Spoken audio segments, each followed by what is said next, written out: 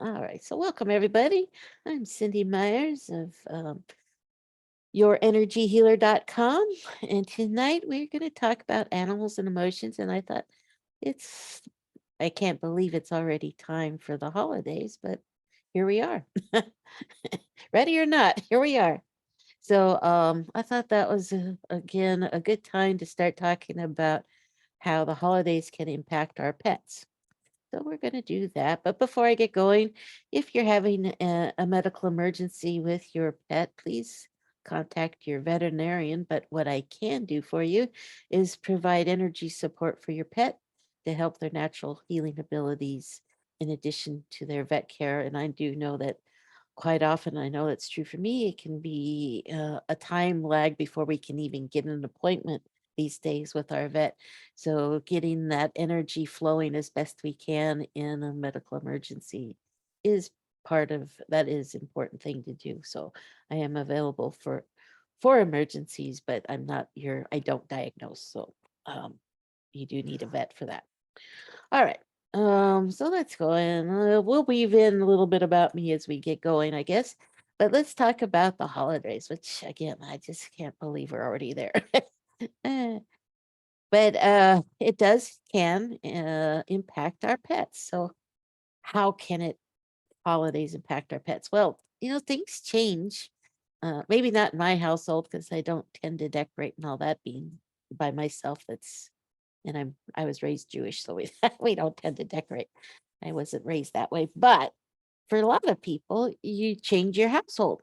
You've got different doodads out and trees and ornaments and things that smell different, and that your pets can get very confused by that. You do please be careful about some of the decorations because they can be harmful and toxic to your pets as well.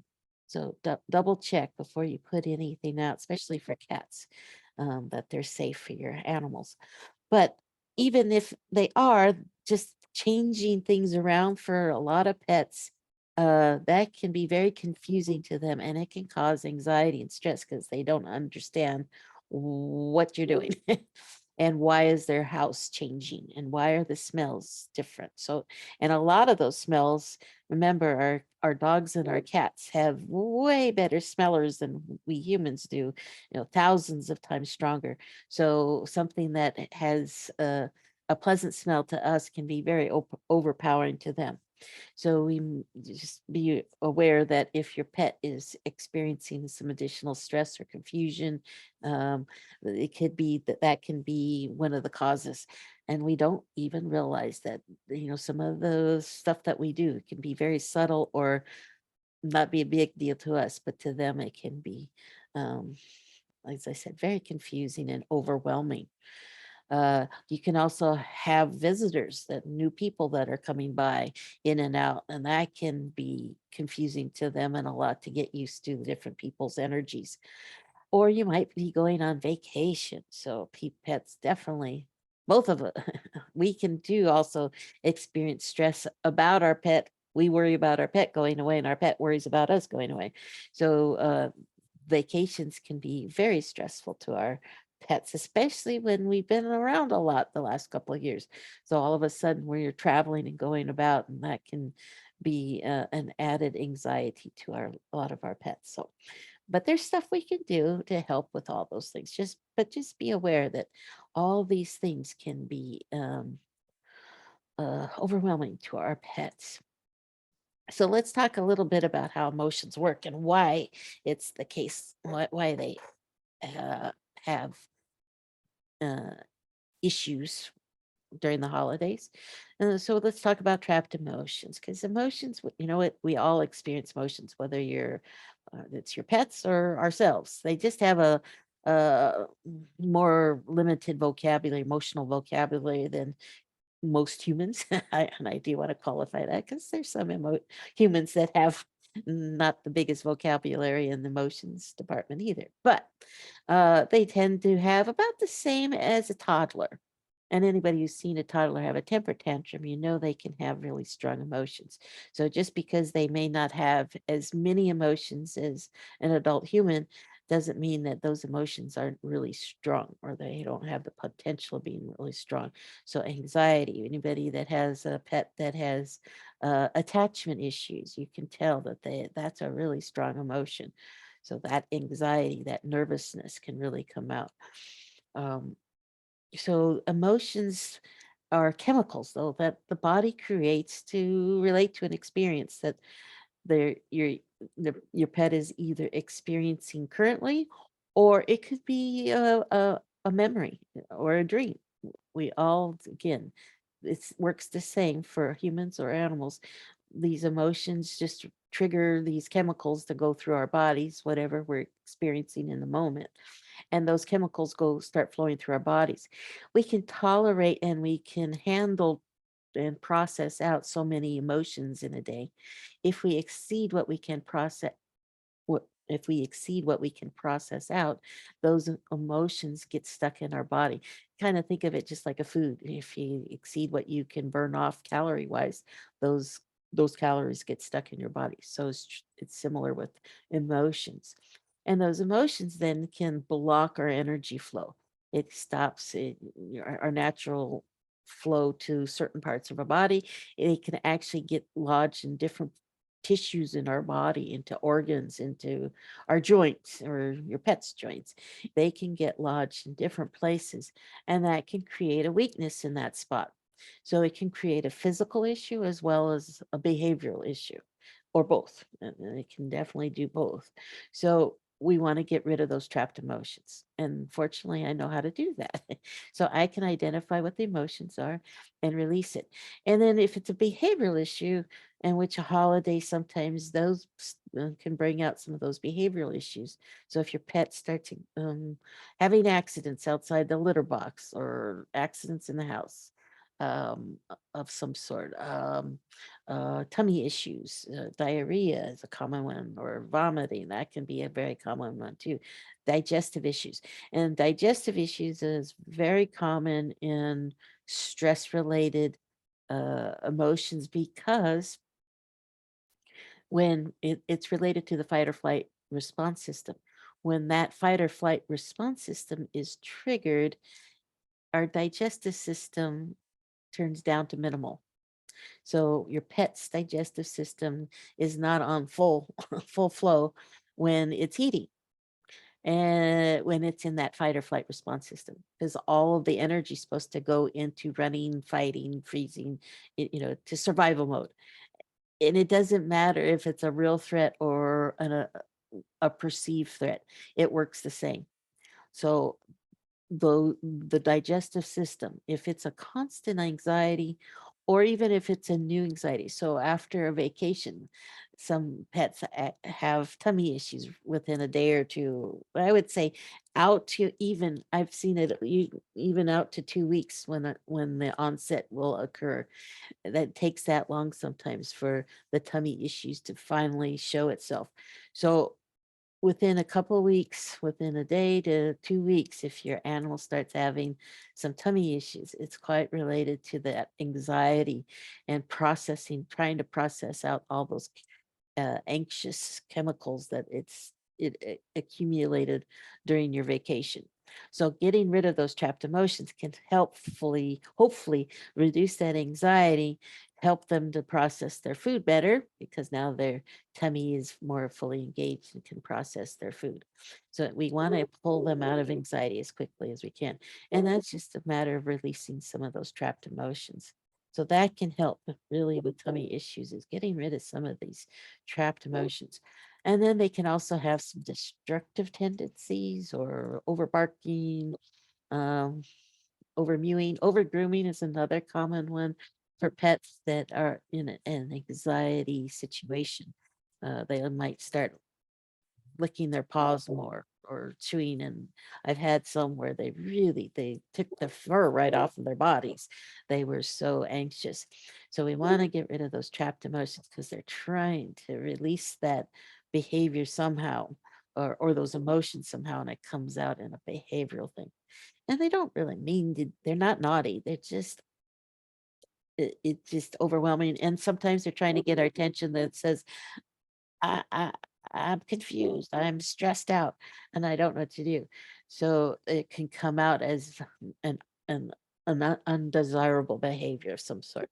So again, let's just get rid of those trapped emotions. It's easy to do, and get their energy flowing. Uh, so just do a one little quick thing for you as a little givey. uh, uh, something you can do for your pets. Because a lot of people like to learn how to communicate. They also, I wish I could do what you do. Well, you can't. And actually, I'm teaching a class tomorrow in an introduction to animal communication class. So if anybody wants to learn how to do it for yourself, there, I do have, I think, one more seat left. So what we'll be doing in that class in more detail, of course, than a couple minutes right here, is we're going to use a muscle test, the sway, and asking yes and no questions. So with a sway test, which if you not sure what I mean by that, go into YouTube, and there's some YouTubes on showing you exactly what I mean. But you're just going to stand. It's better if you stand, and you ask again a yes or no question. So you'll ask, "Can I connect with Fluffy?" And if they're your cat's name is Fluffy, or in my case, it's Raffy. So I'll say, "Can I connect with you, Raffy?" And you. If he agrees, your body's going to move forward. If they say no, thank you, your body will go backwards. So it's a real simple way to connect with your pet, and just learning to ask simple yes and no questions. The art of it, the getting an answer is super easy. The art and the more complexity of learning how to communicate with animals really is learning how to translate the images and the signals you get back from them, and learning how to ask the really specific yes and no questions because they're quite literal. So you have to be careful how you ask the question. For example, if I asked my if my dog the other day wasn't feeling well, if I said, "Do you want to go to the vet?" The answer is going to be no, because who wants to go to the vet? The question is, do you need the vet? And in that case, it was no, I don't really need it. Now, I don't encourage you to ask that question. I will overrule it if I feel they really need to go anyway. But it's an example of being very careful of what you ask for your pet. If you would like to do something that they normally, would you like a bath today? I guarantee you mine would say no. But do you need a bath? And my no says yes. I know that would be a true statement because there was a skunk the other day. So the answer should be yes. You do need a bath. So there's a difference between do you like and do you need. So it's just a getting comfortable with learning what the yes and no questions that you can ask and being specific. But the technique is super easy. And then it just takes practice, practice, practice, like everything. So if you'd like to learn more about that, there's a class tomorrow at 5 p.m. Pacific time, and I'm happy to include you in that class. And we will be working with my alpacas and your own pets as well. So it's a really fun class, actually. Let's see, what else can you do? So for your pets, if you notice that they're anxious, I like to teach you to do something you can do for yourselves as well as hire me. But you know, you can use me if you wanted, you could use me every day, but chances are you're not going to want to do that. So I rather have you learn how to do stuff for yourselves and then save me for when you really need the real good clearings and extra stuff. So, but this is really good for your pet, especially if they're more anxious prone. So first of all, breathe. Just take a couple minutes and do some quiet, full breath work with them. They sense our heart rate. They can tell when we're stressed. So if we can calm ourselves, then we can help calm them down. So the number one thing, and if you're going to do any kind of intuitive work, you must breathe, or you're not going to connect and hear them properly. So you really need to get comfortable breathing fully. And I like to just couple 2 to 5 minutes, turn everything off. I tune everything else out and just spend that 2 to 5 minutes really focused 100% on them, on each other, on us as companions for each other, but just sending them love and then receiving it back. It's just a two-way street, and you can feel it going back and forth between the two of you. While you're doing that gentle breathing and full breathing, and I like to just do a very light touch and petting, not the massage, deeper massage, but very slow, very calm, quiet petting. And your pet really loves it. They relax, they kind of, their eyes get soft, and I've had them fall asleep as I've been doing it. Or usually what mine do is, okay, I'm done with the 2 minutes or 5 minutes, and getting ready to stop and do something else, and their nose goes under my hand and it flips it right back up to their head because they want me to keep going. So I know I'm engaged with them and doing something that I really, really love and enjoy. And that just helps pull them out of that anxiety. Again, we're pouring the healthier chemicals into their bodies in that 2 to 5 minutes. We're pouring in the parasympathetic chemicals, the calming stuff. And I also think about I don't think of my to-do list and all the things I need to do. In those 2 to 5 minutes, I'm just thinking peace and calm, love, joy, how much joy they give me, gratitude, how much I so grateful for them. And these are very high frequency emotions, and I'm totally connected with them and sending them those emotions to them through my hands, through my heart, through my breath work. And they're responding in kind. So guess what? We get the benefit of it, even though we're sending it and offering it to our fur companions. We get it's going through us first to them, so we get the benefit. That's why I love energy work, because we get the benefit. Energy healers get the energy themselves as it goes through us to whoever, to you and your pets. So it's a win-win that way, where we get that benefit of that beautiful energy. That's why I love healing circles as well, because I get the benefit as well as sending it all to you. I get that powerful energy flowing. So please try this at home. Spend a couple minutes with them.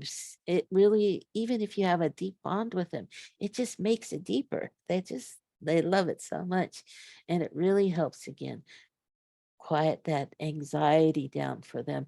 And the more you put those calming chemicals into your more anxious prone pets, we're teaching them how to access that calming system, because a lot of them, they're so wired into the anxiety, they don't know how to turn it on. So we have to help them. We need to teach them. And even if they can't turn it on to themselves, they know you know how to do it. So they'll seek you out when they're anxious, and they'll say, Mom or Dad, can you please put that good stuff into me? I need help. So you can sense in their face and way they come up to you that they need that support. So that's just something you definitely can do. And with those anxiety prone animals, again, it helps turn that digestive system on. So it helps with their tummy issues. It can help with some of their OCD issues. It can help with all sorts of their attachment issues. Just spending that 2 to 5 minutes throughout the couple times throughout the day really, really benefits them tremendously. So, another plug is, if you are going on vacation, I invite you to check out my virtual pet sitting package and service. What it includes is if you've never used me before for this service, you get a 15-minute phone consult. So try and schedule it. I'd really, if you can't, schedule a week at least a week before you go on your vacation, so I can get it on my calendar, make sure there's time for that 15-minute phone consult, so I understand any issues your pets may have, get to know how long you're going to be gone, exactly what day you're leaving, when you're coming back, any specific thing that I need to focus in on. And then I check in on your pet, and I can do two pets for one package deal, and then one package is for a week's worth. So, weekend to a week, up to a week, and I will check in on your pet several times during that time that you're gone, and clear trapped emotions, any anxiety they might be experiencing, balance their energy, communicate to them what's going on, when you're going to come home. Um, And then I also, if you want, some people rather no news is good news, but some people do want to get an email or text from me that of what I've done for their pet. So I'm happy to do that as well. So that's part of the service. If you have any questions, just give me a shout out, email, and I'll be happy to answer any questions on that. And only listing one uh event for Saturday right now. There's going to be more this month, but I wasn't sure what you guys wanted to do before Thanksgiving and that Saturday after Thanksgiving.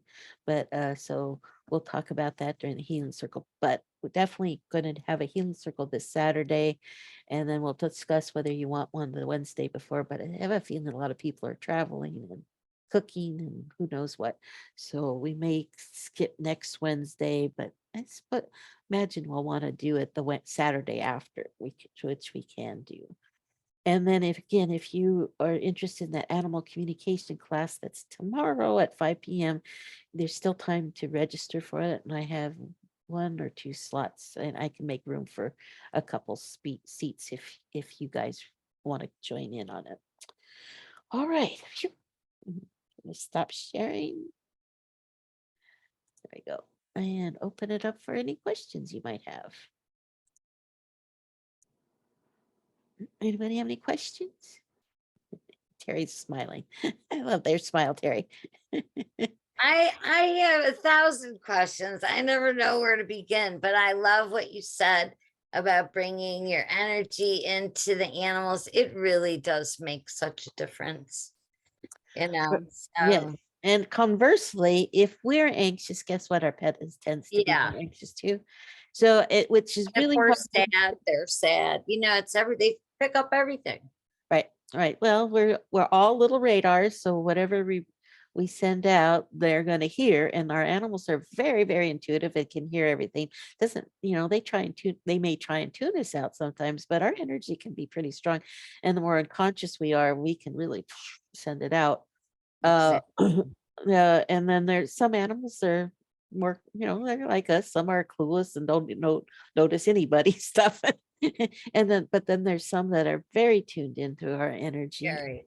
and can really absorb, and they can absorb ours emotion, just as that more empathic animals can be like us. We can be little sponges that when you're around energy vampires, we can really pick up their energy and it can affect us. We Yeah. if you get more depressed, we could get more headaches or all sorts of issues when we're around a lot of anxiety prone people. And so our pets can pick that up for us. That's why that breathing and that 2 to 5 minutes is mutually beneficial so that it can Oh help yeah. us and it can help calm them.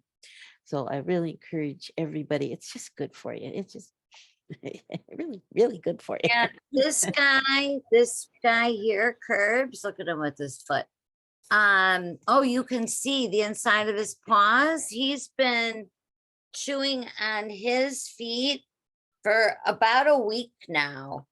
And I think he has felt my anxiety. I have some dental work I have to get done, and that's freaking me out. And I didn't look at this one, completely clueless. She's just happy all the time. But he does have anxiety stuff going on. Perps, see, he hangs on to me. Look at the inside of his leg. So I am noticing that's occurring as you said it. I'm like, oh wow, it's this guy right here. Okay. What's his name? Kirby. Kirby. All right, let's release some of that for Kirby then.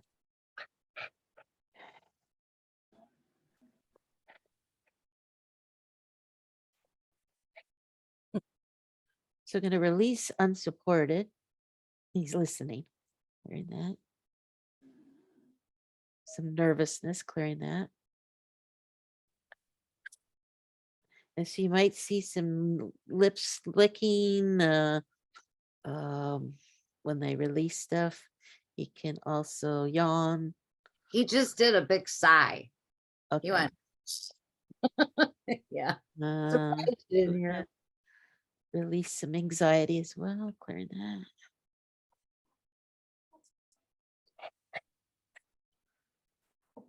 helplessness, clearing that. So there was another big lick.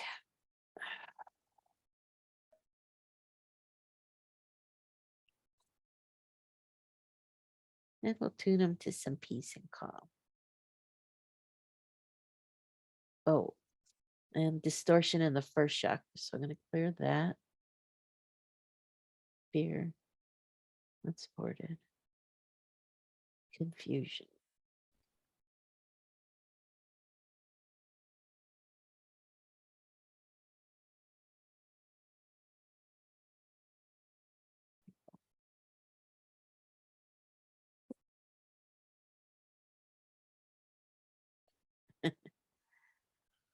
Said it can be noisy here. Sometimes he's correct. So that can also kind of get him a little more anxious when it gets a little rowdy. Yeah, mornings are busy. Mhm. He'd rather stay in bed and sleep. He was his way to town, owner of 10 or 11 years. Couldn't care for him anymore, literally going into hospice, and I couldn't say no. So, and this was about, I think we're coming up on about 2 years.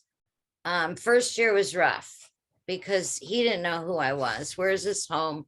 They had a husky in the family too. So he missed his sibling, right? For Mm. 10 or 11 years. But now he's very sensitive. Yeah. Well, he was hearing it and well, you're petting him now, but Oh. if he's grabbing your arm still, I can't tell. Oh yeah, he's grabbing my arm. Yeah, okay. Yeah. Yeah, that's a keep touching me. Yeah, he's very cuddly and he never leaves my side ever. Velcro. He's Well, right there. I've never had a dog like him before. it's part of the attachment. He can't it's fear-based. It's yes, he loves you, but it's also if I He's leave you, afraid. let you out of my sight, you're gonna disappear like my other people did. You're right. You're absolutely right. I feel the So same. So again, a lot of that quiet calming. And when you do have to go, just tell them, I'm coming home. I always come back to you. I hate leaving. I try to make sure someone's even if out, even if it's to grocery stores But- or anything like Oh that. yeah. Yeah, you're right. Well, they'll be I back. always say I'll be back in 10 minutes. It's always 10 minutes. No, well, I don't lie to them. And now he's really pulling me over with both arms. Did you like that? He feels good, I guess, now, huh? Yeah. Well, again, we can in the healing circle, we'll do a little more for him with the guides because they can definitely there's more in there, a lot more distortions with he's got quite a he's over the threshold of I anxiety. know. I So believe it. we'll That's why he's try. chewing his feet. Yeah. Yeah. So you might think about Yeah. what happened about 2 weeks ago, with plus or minus a few days. Well, if it started 2 weeks ago, It's go back yeah. another few up to 3 weeks and then see what changed. Was something different happened that I changed. you I changed? changed. He felt my anxiety about this dental work I have to get done. And within the last week, he started gnawing at the paws. Before it was just on me. I can't sit anywhere without him next to Okay. me. So, and you're right about Oh, okay. So he's probably because of the people you mentioned, the people, Hmm. uh, when we're going into hospice health issues, so he's picking up health issue worry. Oh, okay. And Ah, yeah, he's okay. picturing and sensing that you're having a health issue, so he's kind of in a panic. It Yeah, feels look like at him. panic. So let's release some panic. And I'm gonna let him know that your health issue is not life threatening. It's not. It's not. You're staying here. You're safe. He's safe. Okay. There's a shift. Okay.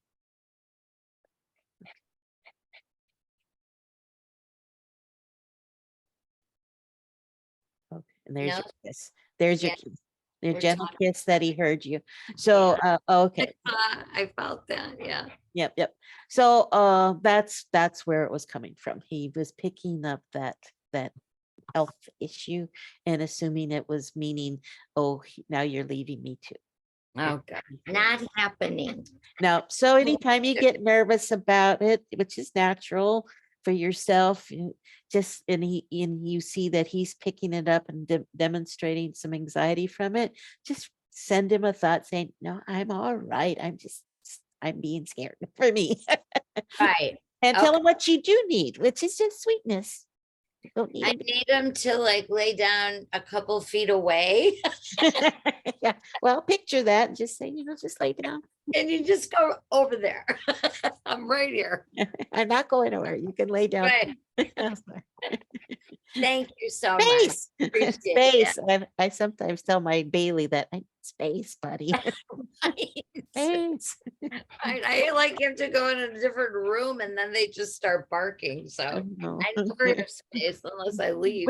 Yeah, and I'm not allowed to go in another room can't close the door. That's a bad idea. Yeah. And then you feel bad that you're doing that. What And I you think doing? I see it. If I close my bathroom door, there's a paw under there going, what's going on? with a little mirror. I wanted You- privacy for 2 seconds. Oh, man. All right. Anybody else have any questions, Thank you. comments? That was a good example of exactly what we were talking about today. I have a question. Yes, Christy. You talk about breathing. Is there a certain technique that would be good, like certain count or a hold? There's a lot of different ones out there, but I use one called, I just do breathing in fours. So I'll try and do a slow count of 4. So I take in a slow count of 4 and hold, try and go up. I kind of picture it going up a hill on a count of 4 and then hold it on a count of 4, and then release it on a count of 4, and then wait on a count of 4, and then just repeat that whole cycle again. And if I do that 4 times, so that's easy for me to remember that pattern 4 4 4. There's some that like to do it on a 4, breathe in on a count of 4 and hold it for a count of 6, and then release it. But there's something about slowing your exhale down that can trigger your parasympathetic system even more so. But you can't remember numbers very good. Don't I'm I used to be an engineer and I don't know how I made it through college because I can't remember numbers or formulas. And that was all engineering. Uh, so that's why I keep it simple. 'Cause I need to be simple about numbers. So I just do breathing in 4. So slow count of 4. And it does virtually the same thing where it just really lowers your respiration and heart rate down and gets you in that quieter state. And your animals totally sense that. And it just helps you get grounded. And it also, again, it triggers your parasympathetic response system, the calming system for you. And if you add in the gratitude when you're doing your breathing, then think of something you're grateful for. I like to pick gratitudes. It's easier than a lot of other high frequency emotions because and it doesn't have to have anything to do with anything. You can even just use the word because your master chef in your brain that creates all these emotional chemicals will just, it's like a bartender up there making all these chemicals. And this master bartender chef will release even the word. Every single word we use has a chemical component to it.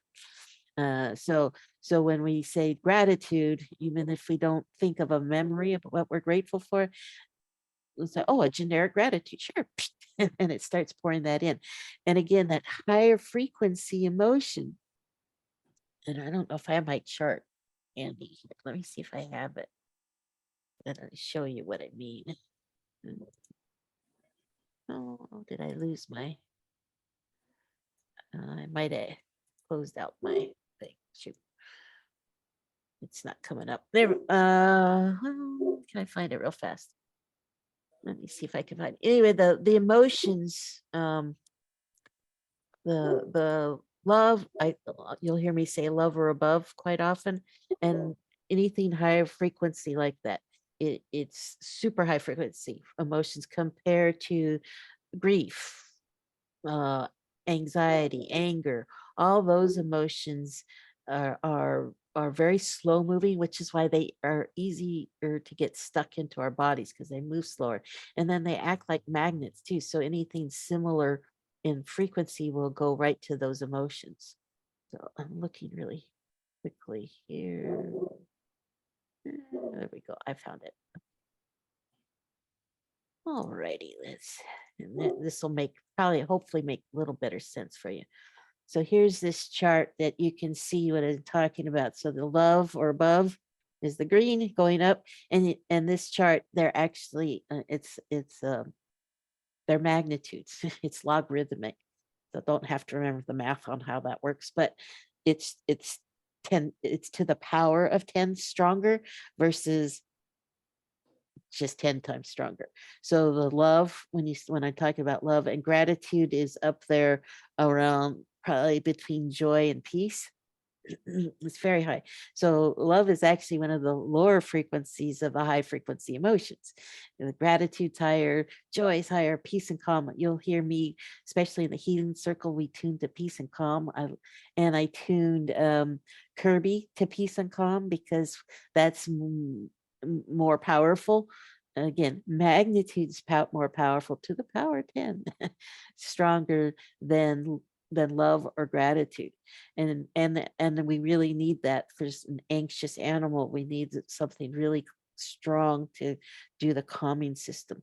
So I tune a lot of people when I do clearings, or pets when I clearing them and retuning them, because I like after I clear the trapped emotions, their body is trying to rebalance. And so I want to tune it then up. Just kind of think of it a guitar. After it gets out of balance or out of tune, you want to retune it. So I'm tuning it to the note of peace and calm, peace. And so and tuning the whole body then to that frequency. And sometimes when we're really out of balance, we can't quite make it up there, but we're pouring again those really high frequency chemicals into the body. So it's more like a whole food. And we get that energy really flowing, that natural energy flow moving and helping to clear and process out all that lower fear, anger, grief, any of those lower frequency chemicals out of the body. Whatever I release, we want to get that flooded out of there and flushed out. So that's what when you're breathing and adding in the gratitude. So when you're doing your slow count of 4 breaths and you add in gratitude, you're tuning yourself really high, and it can help you get into that quieter state faster. And what it also does is help turn down your fight or flight, your lizard brain, so that you can access your bigger cognitive brain. So again, it can remind you to, you can hear your intuition better. You can't hear your intuition very well, if at all, if you're in your lizard brain. You can't really hear your higher self or your cognitive, better, wiser, problem solving brain, the bigger part of your frontal cognitive brain. You can't access that if you're in lizard brain. So we want to calm that lizard brain down, which is the fight or flight response system. And the fastest way to do that is to do your breathing in force and adding in gratitude or peace and calm or love or any of those high frequency emotions. It will help pull you out of lizard brain. It takes about 2 minutes, 2 minutes to get that all the higher frequency chemicals really flowing and calming down that lizard brain. Depending on how anxious you are, it can take a little bit longer, but it usually takes about 2 minutes to shift you out, which is not a huge amount of time. If, No, it's not. if you're anxious and or if you're upset, angry, cranky, or spinning, if you have that looping, just spinning over a thought, worry, concern over something, and you know how you at the hamster wheel just start spinning, you know what that feels like. You do the breathing and start doing breathing in force and adding in gratitude, and it takes about 2 minutes. It'll calm that down, and now you can, I use the phrase, what will it take, to get it, to think of what action steps I can do. And now I'm turning on my thinking brain. What can I do? Oh, because when I get triggered, I had an animal that was down not too long ago, one of my alpacas. And, like everybody, you just instantly go into worry. You go, oh no, what do I do? She's down. What do I do? What do I do? You're in the fight or flight response system. You go into a little shock and it's a surprise. You don't know what to, you just go into that fight or flight response system and everything else goes out the window. You can't remember darn tootin' thing. So I started doing my breathing, remember to breathe. And then I go, oh yeah, I can ask her, what, are you going to the light? And what else can I do? Oh yeah, I can call my friend to come over and help. I can call my vet. Things that are just totally, what do I do? What do I do? You're kind of running around like a chicken with the head cut off for a second. And then, but doing the breathing and that, and then I can actually intuitively connect with them and start, which is really hard. Nothing is harder than to connect with your own animals, especially if they're sick. So don't worry if you can't do it. It's okay. It's about the hardest thing on the planet to do, even for somebody does this every day for their living. It's really, really hard to connect with your own animals when they're sick. But if you're going to do it, you got to breathe. And I have to tell myself, okay, breathe, breathe, breathe. And then I can hear them and see what's going on with them. So intuitively, it helps you engage with that. And it's the only way you can do it is if you're breathing fully. If you're not, forget it. You're not going to get there. So breathe, gratitude. Again, I added in gratitudes when I saw her. Oh, I'm so grateful for you. You've been a beautiful member of my herd. I'm grateful for my friends. I'm grateful for anything. It doesn't even have to, again, it doesn't have to do with anything that's going on the planet, right? Or, in your immediate world. You're just trying to get those chemicals into your body. So just repeat the word as a mantra. I'm grateful. I'm grateful. And again, your master chef will pour that in while you're doing your breathing. And that's something that you can do like in your mind. Yeah, So I'm like just thinking it. I'm just thinking it. so like when you're working with an animal, or see, I'm going to school to be a groomer. And one thing is like keep an animal calm.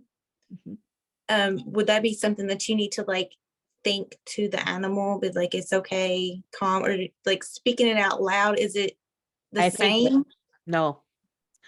The animals have a vocabulary. I like to think it to them. I may say it out loud, but I will also then, but the more powerful way of communicating to them is by thinking it to them. So by thinking it to them, they're picking up the energy, they're picking up the frequent, the emotions of whatever you're feeling, whatever you're sending them versus trying to figure out it. Again, they have a limited vocabulary that they know some words. And so they'll hear blah, blah, blah, wow, wow, the Peanuts commercial. You ever watched any of the Snoopies and the Charlie Brown shows, the teacher or any Wah, adults, wah. and wah, wah, wah, wah, wah, wah, cookie. And I go, cookie? I know cookie. And now they're focusing on listening to another word that they understand. So they're not listening to the energy. They're trying to they're focused on trying to find another word that they understand. So it actually takes them longer to try and hear you if you're using your outside voice. So I really recommend highly that people use their inside voice, their inner voice, to connect with animals and communicate to them because they hear you better and more effectively than if you use your outside voice. Now, Wow. sometimes I will say it to my outside voice just to get what I want to tell them. And then I zip it and then I think it to them. So, but sending them peace and calm really helps, but you have to be breathing while you're doing it. Otherwise, they don't believe you. Because if you're anxious and you're saying peace, calm, be calm, be calm. But I'm a nervous wreck, but be calm. They're going, you're full of it. Your heart rate is way up there. I don't believe you. Why should I be calm? You're telling me it's something scary is happening. I can feel it. So if you're grooming and your pet, then the animal is more aggressive or anxious and making you nervous, you have to really be calm. You have to really dig down, do that breathing, ground yourself. And then with experience, you kind of know what to do to help protect yourself or do whatever it is so that you feel secure. And then by portraying that and breathing through it yourself and just be calm, then they're more likely to do it.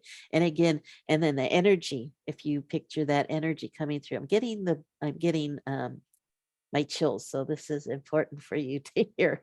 When I get the chills, it means I'm on the right track to giving you important information.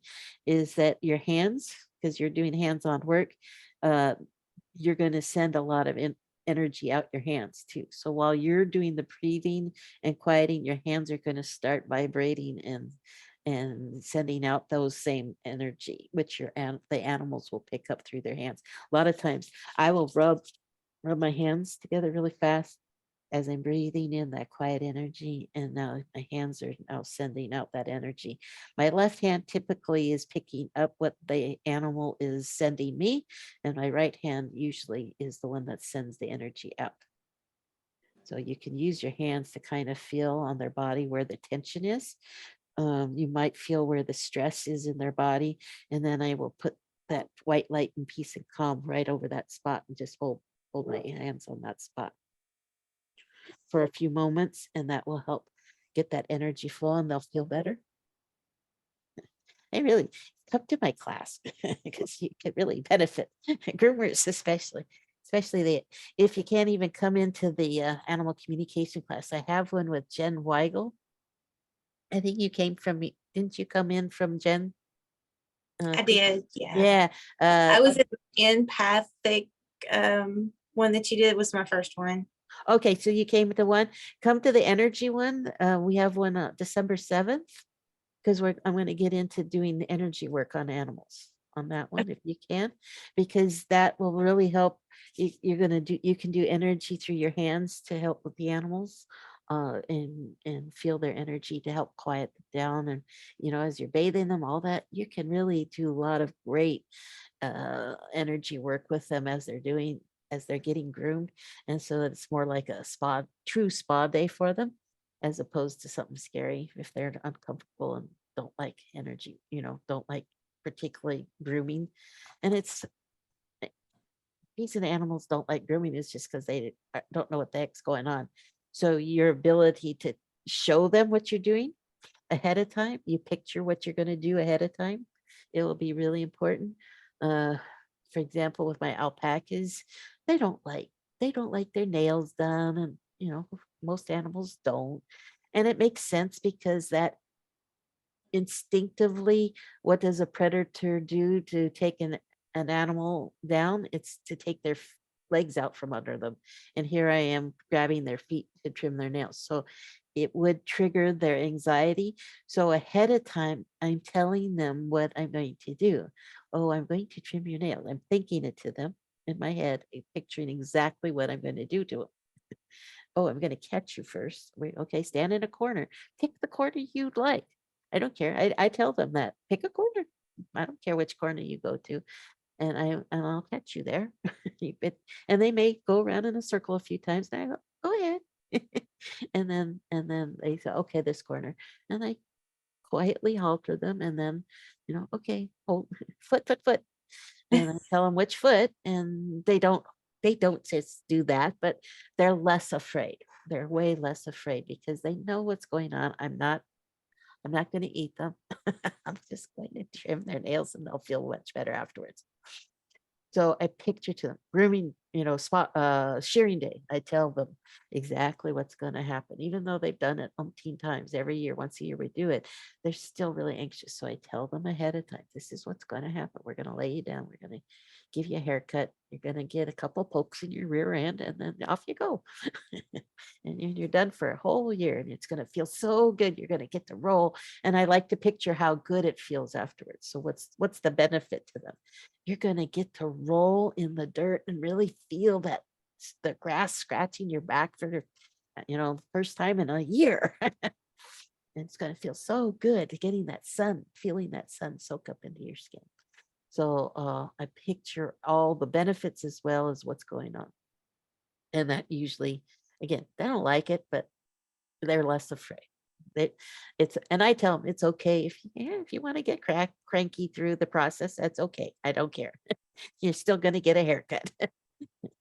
So it does help, but there's a lot less anxiety when I communicate, or when I have the person that's holding them communicate to them exactly what's going to happen. There's way less spitting, there's way less anxiety behavior being seen by the animal, demonstrated by the animal, than when we just lay them down and start working on them. It's just polite. To me, it's polite before you do anything.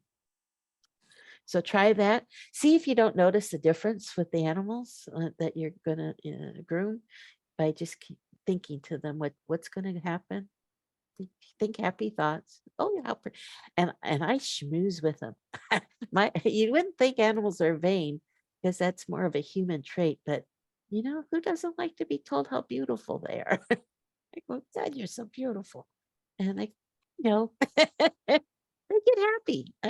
Maybe it's because I'm feeling that energy myself. They're picking that up, but they feel that heartfelt sign that I just think you're just gorgeous. I think you're so beautiful.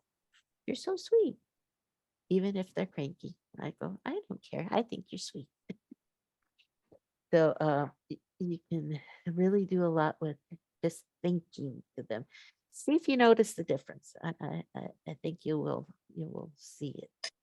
Well, I haven't started actually grooming. I'm still in just the written part of my schooling, but I do groom my own animals, so I do know them. So I will definitely try that on them.